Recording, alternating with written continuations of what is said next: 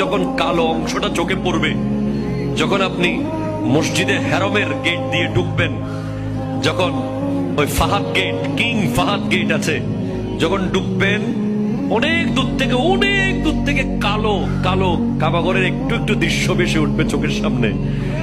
তখন দোয়াটা করবেন, কি দোয়া করবেন কয়টা? যখন কয়টা? একটা দোয়াই কবুল হবে দেখার সাথে সাথে। কাবা ঘর দেখার সাথে সাথে প্রথম যে দোয়াটা করবেন ওটা কবুল করবেন কে?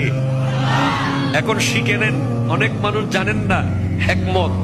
আপনি একটা দোয়া করবেন, একটাই শেষ, একটা সুযোগ পাবেন আপনি, কিন্তু আপনি এমন এক দোয়া করবেন যেন যতদিন ওখানে থাকেন প্রত্যেক দোয়া কবুল হয়ে যায়।